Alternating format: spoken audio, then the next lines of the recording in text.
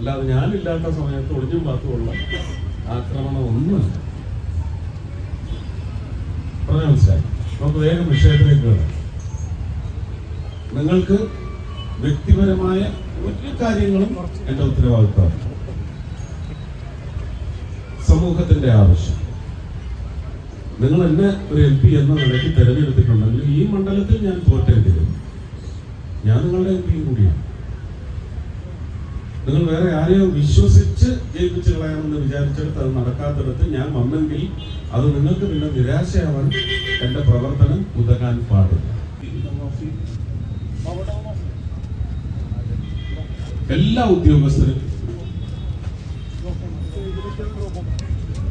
ഉദ്യോഗസ്ഥരുടെയും സാന്നിധ്യത്തിൽ തന്നെ ഇത് ചർച്ച ചെയ്താണ് RRTS, റാപ്പിഡ് റെയിൽ ട്രാൻസ്ഫർ.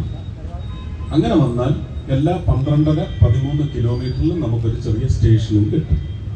അത് കോസ്റ്റൽ ലൈനിലൂടെ അങ്കമാലി വരെ മെട്രോയായി. അതിലിപ്പം നെടുമ്പാശ്ശേരി വരെയുള്ളത് സാങ്ഷൻ ആയിട്ടുണ്ട്. മെട്രോ ആലുവയിൽ നിന്ന് നെടുമ്പാശ്ശേരി വരെ സാങ്ഷൻ ആയിട്ടുണ്ട്.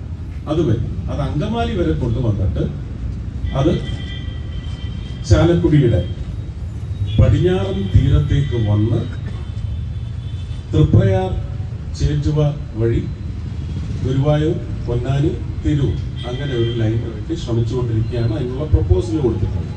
സ്ഥലം കേരള സർക്കാർ എടുത്ത് തരണം. നടത്താം. ഈ കേരള സർക്കാർ അത് നടപ്പിലാക്കിയില്ലെങ്കിൽ അടുത്ത കേരള സർക്കാർ ഞങ്ങളുടെ സർക്കാരാണെന്ന് നിങ്ങൾ ഉറപ്പുവരുത്തിയാൽ ഉറപ്പ്.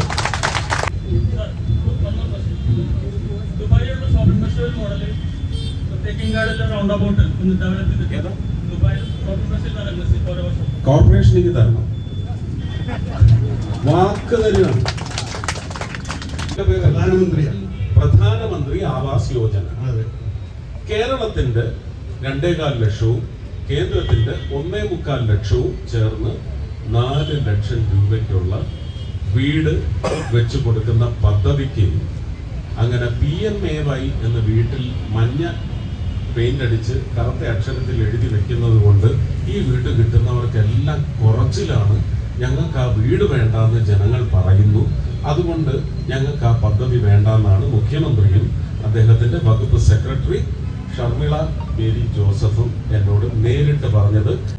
ഗുരുവായൂർ കിഴക്കേ നടക്കില് ശ്രീകൃഷ്ണന്റെ വലിയൊരു സ്റ്റാച്ചു വെക്കാൻ റിക്വസ്റ്റ് ചെയ്തിരുന്നു. പക്ഷെ ഇവിടെയൊക്കെ ആണെങ്കിൽ ആ പാറ കൊണ്ടുവന്ന് വെച്ച് ഒറ്റ കല്ലിൽ നിന്ന് കൊത്തിയെടുക്കാവുന്നതാണ്. ഇതിനൊക്കെ സംവിധാനവും അത് ചെയ്യിക്കാൻ കെൽപ്പുള്ള ആൾക്കാരും ഒക്കെ ഉണ്ട്. എല്ലാം അനുവാദം കിട്ടിയ സംഗമം നടത്തുന്നവരൊക്കെ ഇതിനുള്ള അനുവാദം ഇപ്പൊ തരേണ്ടതാണ്. അവിടെ കഴിഞ്ഞിട്ടേ ഉള്ളൂ അല്ലേ പമ്പയിൽ. ഇപ്പൊ നൽകേണ്ടതാണ്. നൽകിയാൽ നമുക്ക് നോക്കാം. അതല്ലെങ്കിൽ പിന്നെ അടുത്ത അയ്യപ്പ സംഗമം നടത്തുന്നത് ഞങ്ങളാണെങ്കിൽ അടുത്ത വർഷം മണ്ഡലകാലത്ത്, ഈ വർഷമല്ല, അസംബ്ലി ഇലക്ഷൻ കഴിഞ്ഞ് ഞങ്ങളാണ്, ഞങ്ങളുടെ സർക്കാരാണ് നടത്തുന്നതെങ്കിൽ പിന്നെ വളരെ എളുപ്പം.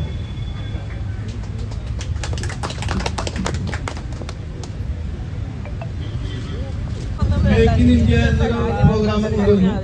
അപ്പൊ അതിനോടൊന്ന് ബന്ധപ്പെട്ട് എനിക്ക് ഒരു നല്ലൊരു പ്രൊജക്ടിനോട് ഒരു ഐഡിയ തോന്നി. അപ്പോൾ സുരേഷേട്ടന് സമർപ്പിക്കണമെന്ന് ഞാൻ ഒരുപാട് കാലങ്ങളായിട്ട് ആഗ്രഹിക്കുന്നതാണ്. അപ്പൊ അത് നേരിട്ടൊന്ന് സംസാരിക്കാൻ പറ്റുമോ എന്നുള്ളൊരു ഇല്ല. ആ പ്രോജക്റ്റ്, ആ ഡീറ്റെയിൽസ് തരാൻ വേണ്ടി മാത്രം മതി.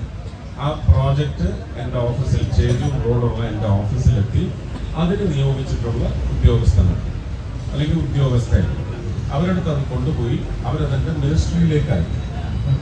അവിടെ ഡയറക്ടേഴ്സ്, കമ്പനിയുടെ ഡയറക്ടേഴ്സ് അത് കണ്ടതിന് ശേഷം ഇത് ഫീസിബിലിറ്റി എന്താണെന്ന് പരിശോധിച്ചതിന് ശേഷം മാത്രമേ ഞാൻ ഓക്കെ. ഞാനിത് ഓൾറെഡി PMOയിലേക്ക് ഒരു ലെറ്റർ വിട്ടിട്ടുണ്ടായിരുന്നു. സുരേഷേട്ടനും മറുപടി ചേട്ടനോട് പറഞ്ഞ് അത് അങ്ങോട്ട് എത്തിക്കാൻ വേണ്ടി.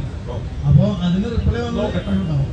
ഈ വഴിക്കൊന്ന് ഓക്കെ. അപ്പൊ ഞാൻ ഓഫീസിൽ കൊടുത്താൽ മതിയല്ലോ അല്ലേ? Okay, thank you. എന്റെ പേര് ഷിജു എന്നാണ്. ഷിജു.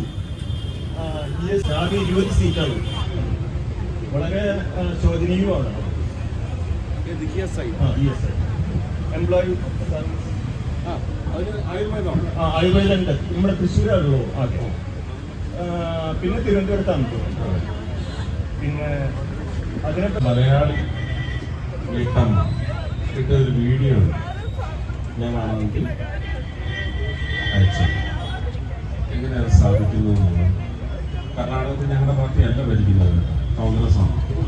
പക്ഷെ അവർ നല്ല ചുമതല ചെയ്യുന്നു. അതെങ്ങനെ നടക്കുന്നു എന്നുള്ളത് ഇവിടുത്തെ നിങ്ങളുടെ അത്യുൽപാദന അതെ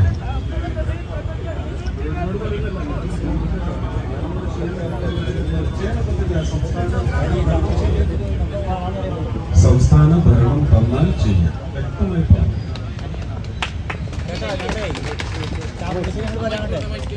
ഇനി ഈ മുനിസിപ്പാലിറ്റി തന്നാലും ചെയ്യാം.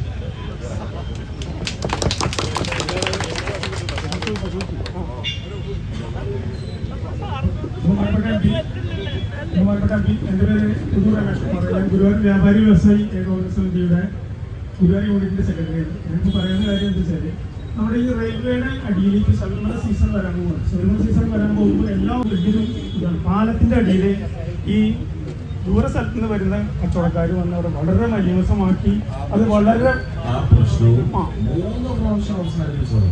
വീണ്ടും അതിപ്രാവശ്യവും അത് വലിയൊരു മറ്റേ ദുരവസ്ഥയിൽ അത് ഞങ്ങൾ പല പ്രാവശ്യം ഞങ്ങൾ ഈ കാര്യത്തിൽ പല പ്രാവശ്യം ഈ കാര്യത്തിൽ നിവേദനം കൊടുക്കുകയും കാര്യം ചിലപ്പോൾ എംപിനെ നേരിട്ട് കണ്ടി കാര്യം ഒന്നുകൂടി പറയാമെന്നുള്ള നിലയ്ക്കാണ്. വളരെ ബുദ്ധിമുട്ടാണ് വെച്ചാൽ അവിടെ പരിസരം വളരെ വൃത്തിഹീനമായിട്ട് മാറാരോഗങ്ങൾ വരാനൊക്കെ വളരെ ചാൻസാണത്. ഇതിപ്പോൾ ഇപ്പോൾ തൽക്കാലം ഒരു കമ്പി കെട്ടിയിട്ട് കാര്യമില്ല. പിന്നെ ഞങ്ങളുടെ ഒരു വേറൊരു വിഷയം, ഗുരുവായൂർ അക്വസിഷൻ വരാൻ പോകുന്നു, 100 മീറ്റർ അക്വസിഷൻ വരാൻ പോകുന്നു. അപ്പോൾ ഈ ക്ഷേത്ര പരിസരത്തുള്ള 200ഓളം വരുന്ന കച്ചവടക്കാർ, 200ഓളം വരുന്ന കച്ചവടക്കാരെന്ന് പറയുന്നത് ഈ ക്ഷേത്രത്തിനെ ആശ്രയിച്ച് കഴിയുന്ന കച്ചവടക്കാരാണത്. അവർക്ക് ഈ ക്ഷേത്രം